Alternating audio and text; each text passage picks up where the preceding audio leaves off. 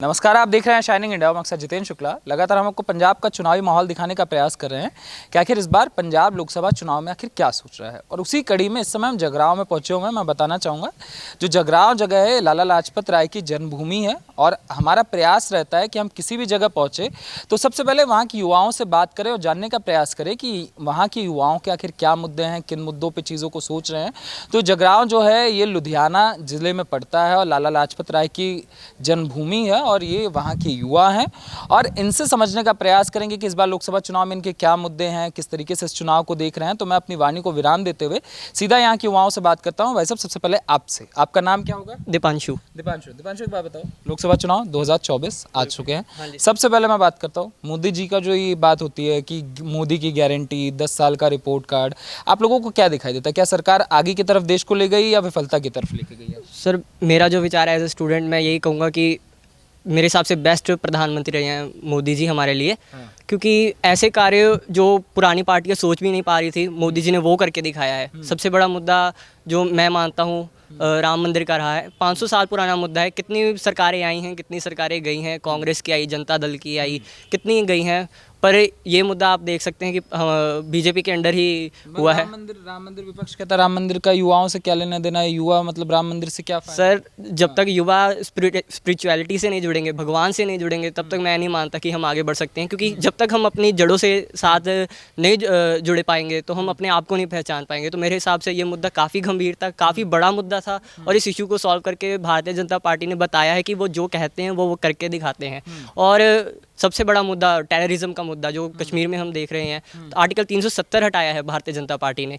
हमारे home minister Shri Amit Shah ji ने कहा था कि अब कोई पत्थरबाजी नहीं होगी। और आप देख भी सकते हैं जम्मू कश्मीर जाके, जी अभी G20 की मीटिंग हुई है पीछे और वहाँ पे आए थे फॉरेन मिनिस्टर्स। आप देख सकते हैं कितनी बढ़िया मीटिंग हुई है, बिना किसी टेररिज्म के, गोली के, कोई पत्थर के, बहुत बढ़िया कार्य हुआ है। तो मैं मानता हूँ कि भारतीय जनता पार्टी जो कहती है वो अपनी जुबान की पक्की है, वो करके दिखाती है। और हम देख रहे हैं मोदी जी ने कहा है कि 2047 तक विकसित भारत होगा और हम एज ए युवा आपको कह रहे हैं कि हम उसी लक्ष्य पे चल रहे हैं, उसी रास्ते पे चल रहे हैं। हम 2047 तक विकसित भारत बनाकर ही दिखाएंगे। सर, मैं गारंटी दे रहा हूँ, जैसे मोदी जी की गारंटी है, मैं आपको उनकी गारंटी दे रहा हूँ कि होगा ही होगा। आजकल कह रहे हैं कि गरीबों को दूर करने का उनके पास फॉर्मूला आ गया 1 लाख वाला। कह रहे हैं कि हम गरीबी संपत्ति वितरण वाला भी हो रहा है कि संपत्ति का हम बंटवारा करेंगे, संपत्ति का सर्वे करेंगे, इस तरीके की चीज़ें। उस पर आप लोगों का क्या मानना है? सर, मेरे हिसाब से ये मुद्दा सही नहीं है। क्योंकि जो हम मिडिल क्लास फैमिली से बिलोंग कर रहे हैं, वो कह रहे हैं कि हम सर्वे कराएंगे। जब सर्वे होगा तो वो कह रहे हैं कि जो संपत्ति हमारे जैसे लोगों के पास है, हमारे जैसे 2 भाई हैं तो किसी और के जैसे 8 भाई होंगे, 10 भाई होंगे, किसी भी और परिवार के, तो वो इक्वल संपत्ति डिस्ट्रीब्यूशन हो जाएगा। तो इससे तो हम जैसे मिडिल क्लास को तो कम ही घाटा पड़ेगा। क्योंकि हम अगर 2 लाख कमा रहे हैं, वो अगर 50,000 कमा रहे हैं, इक्वल वितरण होगा तो उससे हमारे 2 लाख तो कम हो गए ना। तो मैं समझता हूँ ये सही बात नहीं है और मैं इस मुद्दे का समर्थन नहीं कर रहा हूँ राहुल गांधी जी के इस विचार। हम सर्वे कराएंगे, वो तो कह रहे हैं मोदी जी बस कह रहे हैं कि बांट देंगे, मंगलसूत्र छीन लेंगे, तो सब मोदी जी कह रहे हैं। हमने तो सिर्फ सर्वे करने की बात करी है। सर, मैं राहुल गांधी जी के जो विचार हैं उन पे ज़्यादा भरोसा नहीं कर रहा। क्योंकि आज हमने देखा है लंदन में बैठे, पता नहीं USA में बैठे उनके जो गुरु हैं सैम पित्रोदा जी, उन्होंने भी वो मुद्दा उठाया है USA में। वो कह रहे थे कि वो कह रहे, देखो आप, मैं यकीन नहीं कर रहा इन बातों पे। सैम पित्रोदा जी कह रहे थे कि 50% जो जब परिवार का जो सबसे बड़ा सदस्य होगा वो मर जाएगा तो वो 50% सरकार को पहुँच जाएगा, 50% परिवार के पास रहेगा। तो मैं समझता हूँ कि 55% सरकार लेगी, 45% परिवार के पास। ठीक है, ठीक है, US में जो चलता है। हाँ जी, हाँ जी। तो इनहेरिटेंस टैक्स, तो वो अगर वो यहाँ पे भारत में लाते हैं तो हमारे जैसे मिडिल क्लास के पास तो कुछ भी नहीं बचेगा। तो हम कहाँ पे जाएंगे, आप बताइए?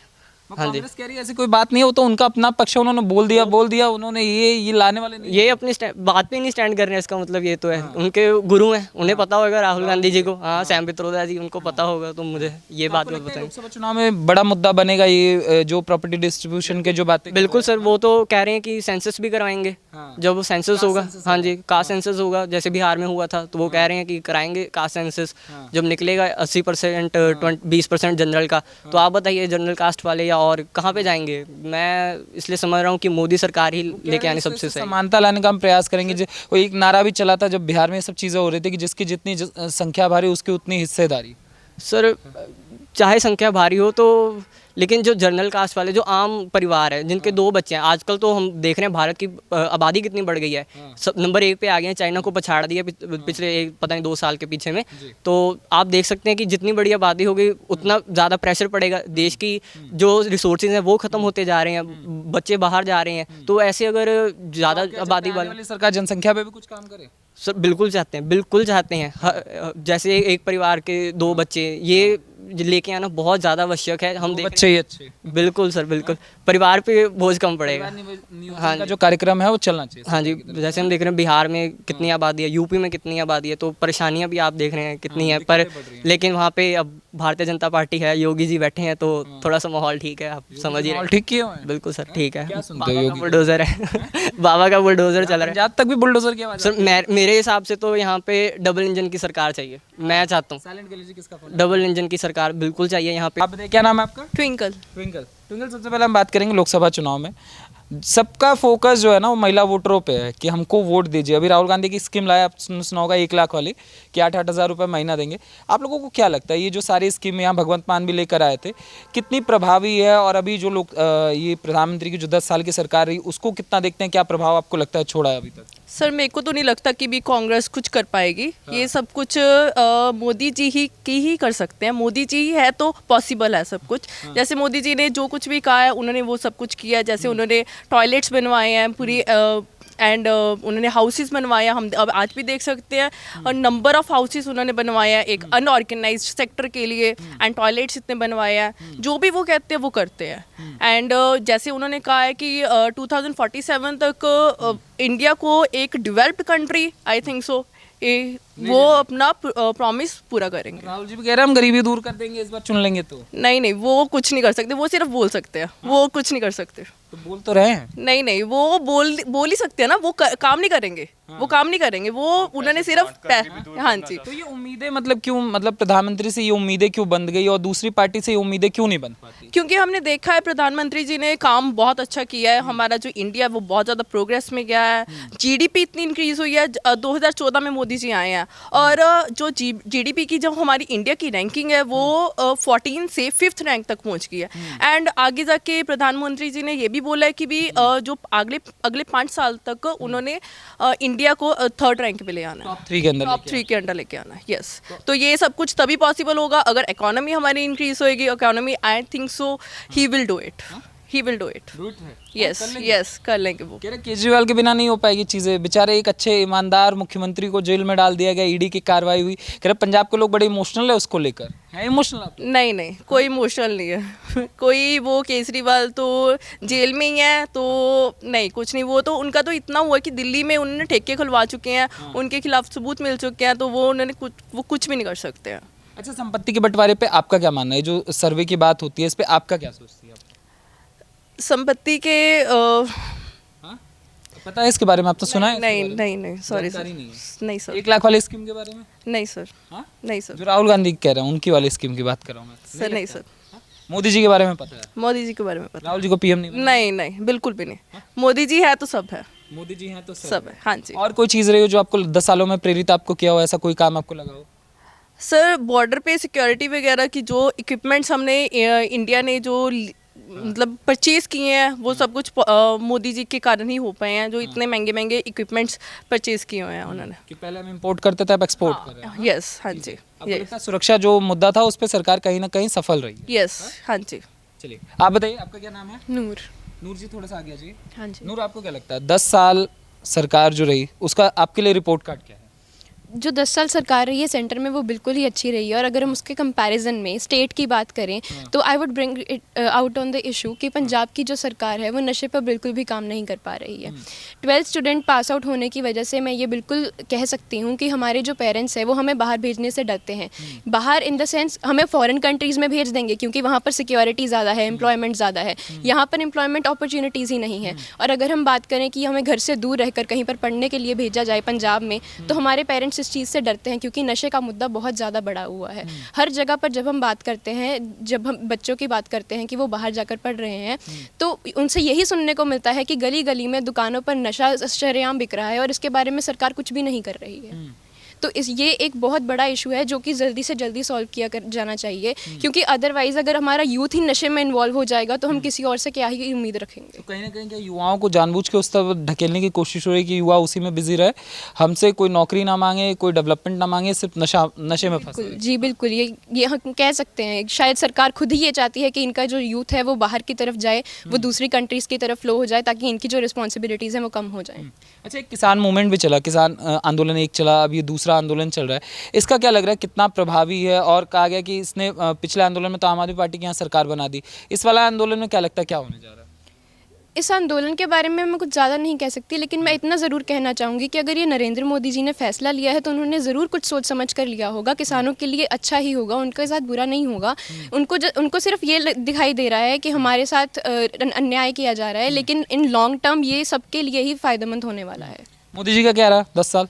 पंजाब की तो बात हो गई, मोदी जी के 10 साल क्या? मोदी जी के 10 साल बिल्कुल सही रहे। हमने एजुकेशन के लिए एजुकेशन में इम्प्रूवमेंट देखी है, जैसे इन्होंने अभी बताया टेररिज्म में भी बहुत ज़्यादा इम्प्रूवमेंट आई है, और अनएम्प्लॉयमेंट खत्म हुआ है। ख़त्म हुआ है, I am sorry, and unemployment के सेक्टर में भी वो काम कर रहे हैं। तो मोदी जी का तो यही है कि वो जो कहते हैं वो करके दिखाते हैं। जैसे आपके 10 सालों में कोई ऐसा काम रहा जिसने आपका ध्यान खींचा हो, कोई ऐसी चीज़ रही हो जिससे आप प्रभावित हुई हो? जी, मोदी जी ने सबसे पहले तो हम बात करते हैं कि रिलीजियस डिस्पैरिटी की। हम ये बोलते हैं कि जैसे अभी राम मंदिर का जो मुद्दा छेड़ा था तो लोगों ने बहुत ये बात कही कि मोदी जी ने ये इसलिए किया है ताकि जो तनाव है वो बढ़े, लेकिन ऐसा कुछ भी नहीं है। मोदी जी ने सिर्फ वो करने की कोशिश की है जो 500 सालों में कोई नहीं कर पाया। इसका मतलब ये नहीं है कि मोदी जी सिर्फ हिंदुइज्म को प्रमोट करके बाकी सारे रिलीजन्स को नीचे लेके जाना चाह रहे हैं। रादर हमें ये इस तरह से देखना चाहिए कि वो हर एक चीज़ को प्रमोट करने की कोशिश कर रहे हैं सही तरीके से। ये चीज़ों को इस तरह से नहीं देखना चाहिए कि इससे इनइक्वालिटी आएगी या फिर लोग जो हैं वो आपस में तनाव बढ़ जाएगा या रिलीजियस डिफरेंसेस आएंगे, बट इससे इक्वालिटी लॉन्ग टर्म में बढ़ेगी जाकर, क्योंकि जब वो सबके लिए काम करेंगे तो फिर सबको इसका रिजल्ट नजर जरूर ये आएगा। तो कहते रहते हैं नफरत का माहौल है जी, मोहब्बत की दुकान खोली है, पूरे भारत जोड़ो यात्रा में यही तो कहा है। पर ये सिर्फ उनका कहना है, करके तो मोदी जी ही दिखाएंगे ना। जब लॉन्ग टर्म में जाकर हम देखेंगे तो फिर उसके बाद हमको हमारे डिसीजन पे कोई भी ये नहीं होगा कि हमने गलत डिसीजन लिया, क्योंकि लॉन्ग टर्म में जाकर हमें देखने को मिलेगा कि कैसे सब मिलजुल कर इस देश को रह रहे हैं और यूनिटी आएगी। क्या नाम है आपका? प्रभजोत। थोड़ा सा यहाँ आ जाइए, हाँ, यहाँ बीच में आ जाइए। क्या नाम बताया आपने? प्रभजोत। हाँ, जोत जी, आपको क्या लगता है जो 10 साल का काल रहा? सबसे पहले मैं पंजाब में बात करूँ, पंजाब का क्या हाल है, कैसा मॉडल जी? मान साहब का क्या हाल है? बहुत बुरा हाल है मान साहब का, पूछो ही मत। हमारे पंजाब में तो डिस्कशन करना ही बेकार है, क्योंकि यहाँ पे सबसे पहले तो मैं ये कहूँगी कि हमारे पंजाब, मैं इस इंटरव्यू के थ्रू सब पंजाब वालों को एक मैसेज देना चाहती हूँ सबसे पहले, कि ऐसे ना, मतलब जैसे आपको पता ही है हमारे यहाँ पे मोदी जी आए थे तो इन्होंने पुल के बीच से वापस मोड़ दिया उनको कि जाओ अपने घर।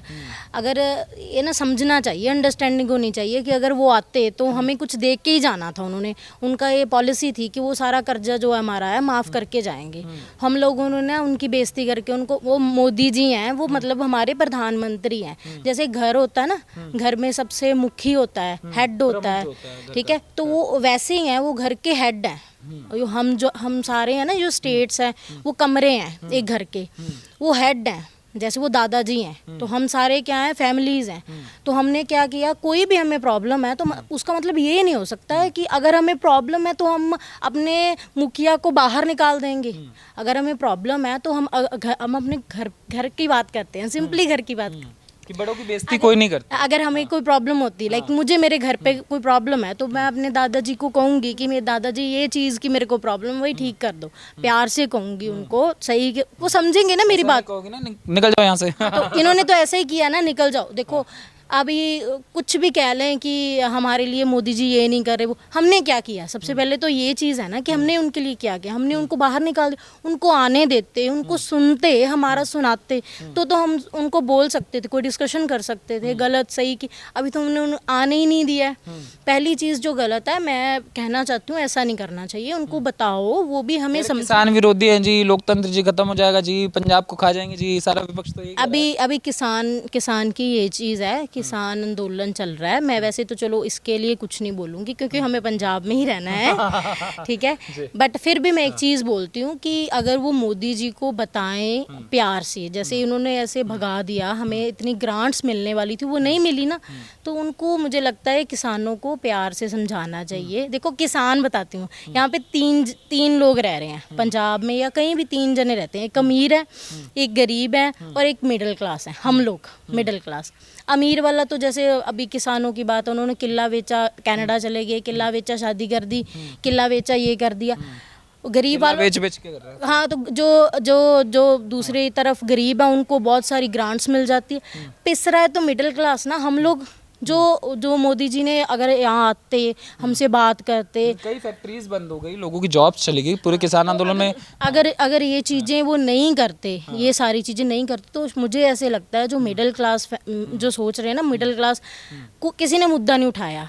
अभी मेरे तो बिल्कुल पूरी उम्मीदें ना मोदी जी से है। उसकी एक बहुत बड़ी वजह है उसकी। एक जैसे आप देख रहे हो ना, अभी किसानों की प्रॉब्लम है कि हमें MSP चाहिए, ठीक है, MSP चाहिए, हमें एक इक्वालिटी कर दो, इक्वालिटी चाहिए सारी। तो हम तो वैसे ही मिडिल क्लास लोग तो इक्वालिटी मांग रहे हैं ना, तो हम एक सिर्फ वही ऐसे नेता है जिनसे उम्मीद कर सकते हैं, एक चीज़ की उम्मीद कर सकते हैं कि वो हमें इक्वालिटी देंगे। अच्छा, आपने एक शब्द बोला, उस पर मेरा ध्यान गया। अगर आप बताना चाहें तो ठीक, नहीं बताना चाहे तो कोई दिक्कत नहीं। आपने कहा कि मुझे पंजाब में ही रहना है, इसलिए मैं इस पर बात नहीं करूँगी। तो किसी तरीके का भय होता है इसको लेकर? हाँ ठीक है, भय ऐसे होता है जैसे अभी हम यहाँ पे बिल्कुल किसी बंदे को पूरा बाय नेम अगर उसको टारगेट करेंगे यहाँ पे, तो हो सकता है कि हमें बहुत सारी प्रॉब्लम फेस करनी पड़े। जैसे कि अभी इन्होंने बताया था कि मूसे वाले का मर्डर हुआ, तो ऑलरेडी पता था, सबको पता था कि वो टारगेट है, उसको धमकियाँ आ रही हैं। तो अब आप बताओ, एक बढ़िया नेता, मान साहब अपने आप को बहुत बढ़िया मानते हैं, तो उनको ये चीज़ का नहीं पता कि वो धमकियाँ उसको कंटिन्यूसली आ रही हैं, और कंटिन्यूसली उनको धमकियाँ आ रही है, फिर भी उन्हें सिक्योरिटी हटा दी। क्या माहौल रहा, कितना माहौल बिगड़ा, अभी भी बिगड़ रहा है। ये तो उनको इलेक्शन में पता लगेगा, जब इलेक्शंस होंगे ना, तब उनको एक बार लोगों ने उनको मौका दे दिया है, अब दोबारा फिर लोगों की बारी है। जब दोबारा वोटिंग होगी ना, तब उनको बताएंगे लोग कि आपने क्या किया इतने 5 सालों में। अब बहुत सारे वादे किए, हम ये करेंगे, हम वो, कोई पॉसिबिलिटीज़ नहीं हुई। क्या हुआ?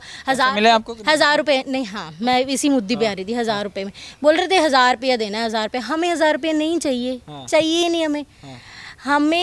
हम गरीब नहीं हैं, आप लोग हमें भिखारी क्यों बनाते हो? कि जैसे आपने 2-3 बार क्वेश्चनिंग किया है कि राहुल गांधी जी बोल रहे हैं लाख रुपया देंगे, तो हम भिखारी नहीं है। जिसको लाख रुपया घर पे मिलेगा वो तो काम करेगा ही नहीं, तरक्की कैसे करेंगे फिर हम लोग?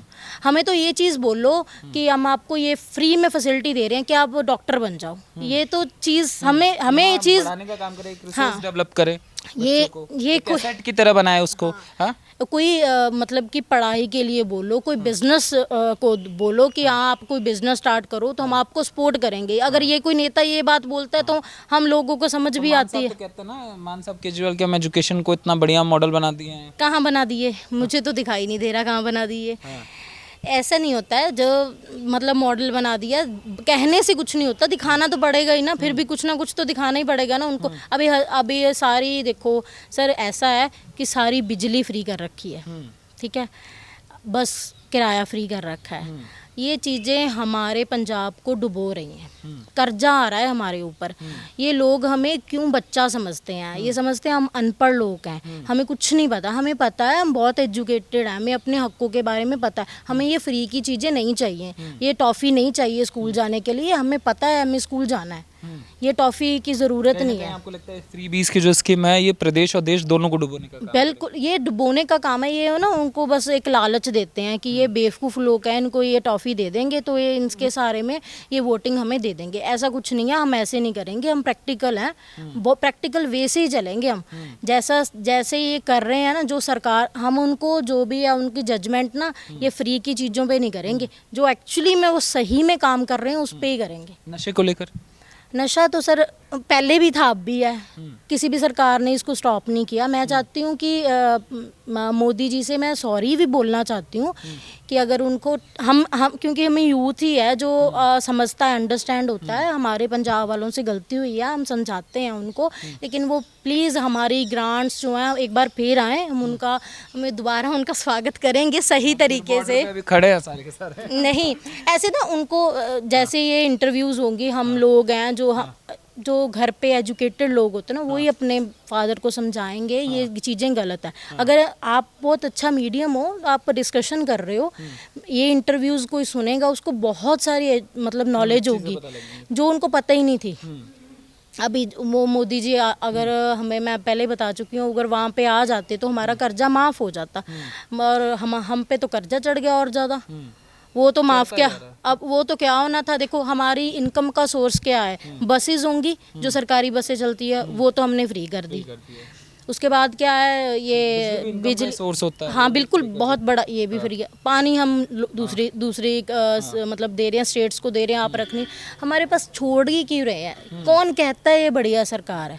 अपनी चीज़ें बेच रहे हैं, हम दे रहे, दूसरों को दे रहे हैं, लेकिन खुद उसके लिए लेक ऑफ हो रहे हैं। अच्छा, आप इतनी अच्छी तरीके से चीज़ों को बता रही है, अगर मैं समझना चाहूँ, जो पंजाब के बाहर के लोग हैं, हम लोग सुनते तो हैं, पिक्चर भी आई इस पे, उड़ता पंजाब मूवी भी आई, मैं पंजाब में नशा किस तरीके का है और कैसे कैसे फैला हुआ है, अगर आप लोगों ने क्या देखा है, क्या सुनते हैं इसके बारे में? मैं सर ये कहती हूँ मतलब कि अगर कैसे यूथ बर्बाद हो रहा है, कैसे टारगेट किया जा रहा है, मेरा फोकस टारगेट ये है कि जो यूथ तो सर टारगेट इसलिए हो रहा है कि यूथ को देखो, पहले तो सब तो पहले यहाँ पे कोई इनकम सोर्स, कोई बिजनेस सेटअप नहीं लगा रखे हैं, तो सबसे पहले क्या, अनपढ़ता है, वो चीज़ ख़त्म हो रही है। जो पढ़ा लिखा इंसान हो, मुझे नहीं लगता वो नशा करेगा। अगर हर बंदा पढ़ा लिखा, वो चीज़ें ख़त्म नहीं ना हो रही, देरी सरकारें, अगर ये चीज़ें ख़त्म हो जाएंगी तो वो नशा करेंगे। रखा हुआ है ये हमें, मैं फ्री की चीज़ें यहाँ वहाँ, हमें खुद आदत डालते हैं। जब हमें वो चीज़ें नहीं मिलती या कुछ ऐसा रहता है तो हम यही सब कुछ करते हैं, चोरी चकारी करते हैं, ये गैंगस्टर बन जाते हैं, ये सब कुछ होता है, ये प्रैक्टिकली होता है। जब हमें कोई ऐसे करता है तो ये कोई बन के नहीं आता। जो गैंगस्टर हमारे पंजाबी में एक कहावत बोलते हैं, कोई माँ दे पेट तो गैंगस्टर नहीं बन के आंदा। सो ये कोई भी बन के नहीं आता है। ये हम लोग जो है ना, एक ऐसा इन्वायरमेंट क्रिएट कर रखा है सेट। हमारा पंजाब तो मतलब ये कह रहे हैं कि बहुत कहीं, जैसे आपने बोला केजरीवाल जी बोल रहे हैं कि सेटअप बना दिया जी। मैं कह रही हूँ, देखो पहले तो पंजाब की पॉलिटिक्स बहुत ख़राब हो रखी है, सबसे ज़्यादा ख़राब, क्योंकि जितने भी लोग पॉलिटिक्स में हैं, जैसे मैं कोई जितनी भी पार्टी की बात करूँ, अभी रनिंग पार्टी 4 चल रही हैं, कॉम्पिटिटिव पार्टीज 4 चल रही हैं, वो चारों के जैसे ए है 1 है, वो 2 में जा रहा है, 2 है वो 3 में जा रहा है, 3 है 4। जो अपनी सियासती जो पीछे रहती वाली पार्टी छोड़ रहे हैं, वो क्या चला लेंगे? हर बंदा स्विच कर रहा है। अरे तो राजनीति है, तो जाएंगे, नाव जहाँ डूबेगी दूसरे नाव में चढ़ जाते हैं, नेता का तो यही हाल होता है। तो फिर ऐसे थोड़े पंजाब चलेगा। ऐसे तो फिर मोदी जी भी कहते कि चलो मैंने 10 साल चला लिया, अभी मैं अपनी कोई पार्टी ज्वाइन करवा लेता हूँ, या अपने बंदों को एक नई पार्टी में दे देता हूँ। उन्होंने तो ऐसा कोई ओपिनियन नहीं स्टार्ट किया, वो तो एक ही जगह पे है ना। तो हमें कोई ऐसा लीडर चाहिए पंजाब में भी जो एक ही जगह पे रहे। अच्छा, मुझे ये बताइए, पंजाब की बात हो गई, देश में क्या लगता है 10 सालों में देश किस तरीके से बदला है? मेरे को एक चीज़ बहुत अच्छी है मोदी जी की लगी। मेरे मम्मा को पैरालाइज था, और हमारी मेडिसिन आती थी 3500 रुपये की मंथली। वो सेम मेडिसिन अभी 300 रुपीज़ में आ रही। तो आप जो शॉप्स खुली हैं जी, ये प्रधानमंत्री आयोजन औषधि परियोजन, औषधि केंद्र कुछ हाँ जी, जो उन्होंने मेडिकल स्टोर्स मतलब बनाए हैं, उसमें देखो 3500 और 300 में बहुत फर्क है। ऐसी को पंजाब वालों ने तो नहीं सोची ना। हम तो वो चीज़ को जज करेंगे जो हमें फैसिलिटी मिली है। अभी हमें तो मेडिसिन की फैसिलिटी मिली है। एक सिंपल कॉम्बीफ्लेम की गोली है, अगर हम बाहर से किसी प्राइवेट जगह से लेते हो 30 रुपीज़ की आती है, और मैं आज ही लेके आई हूँ 8 रुपीज़ का बत्ता आया। ज़मीन आसमान का फ़र्क है। ये सिर्फ मोदी जी की वजह से है। मतलब अगर कोई ये चैलेंज करता है मोदी जी को भगाओ, तो उनके कामों को भी बताओ ना कि उन्होंने ये चीज़ गलत की। बहुत करीब से चीज़ों को देखते हैं, बड़े क्या कहते हैं कि गहनता से ऑब्जॉर्व करते हैं जी। प्रैक्टिकल, मैं मेरे को हर बंदे को ना प्रैक्टिकल बात करनी चाहिए कि क्या हो रहा है। अभी ये चीज़ें अगर बोलते हैं कि मोदी जी को भगाना चाहिए, तो उनको अपना सही में बताना चाहिए ना।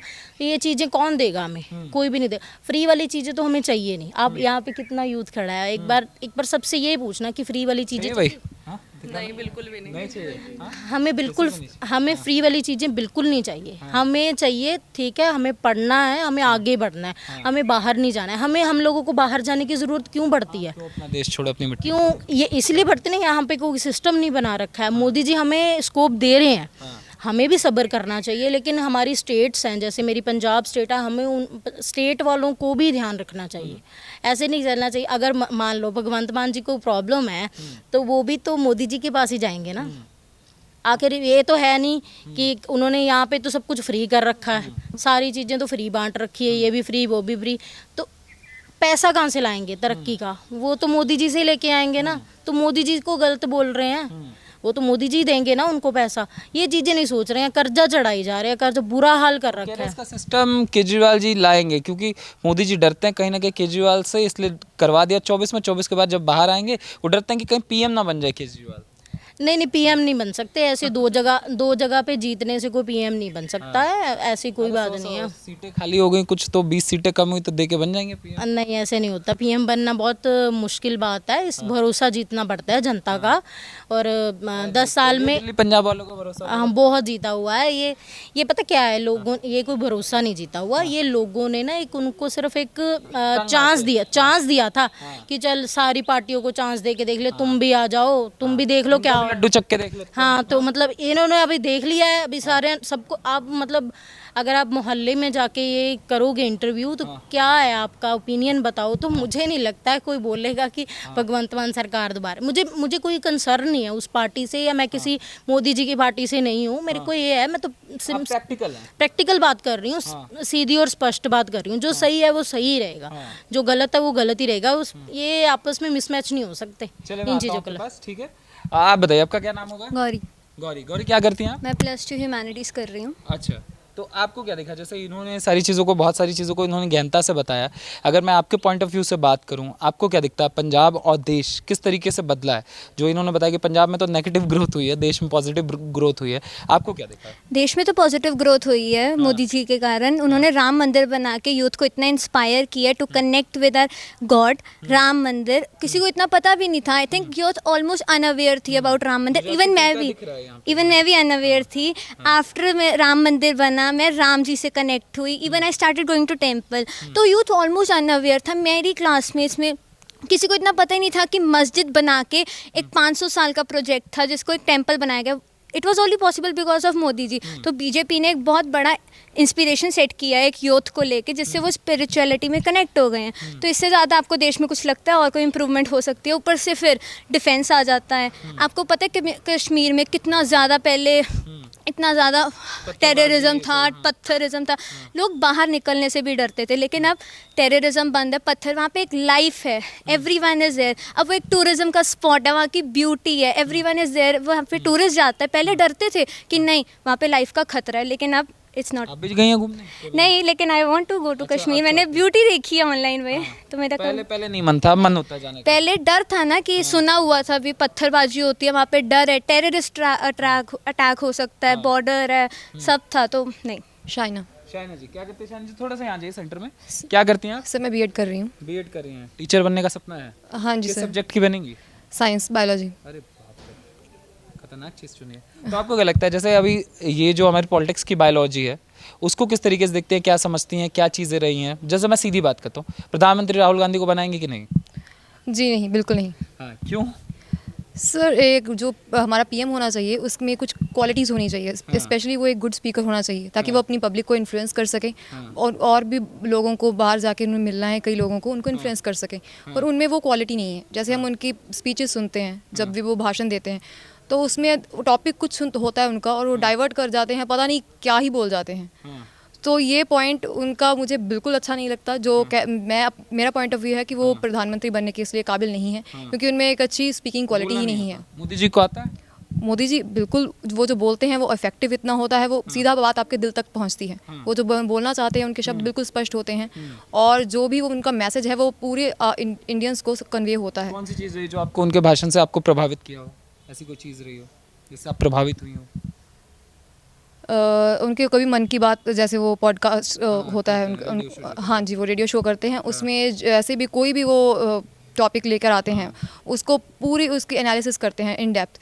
कोई भी पॉइंट हो, चाहे वो हम कहें कि भारत में रोज़गार के लिए हो या फिर भारत में जो डेवलपमेंट के लिए कोई भी विकास की नई योजना लेकर आते हैं जैसे, तो उनकी जो क्वालिटीज़ हैं और वो झलकती हैं उनके बोलने के तरीके से।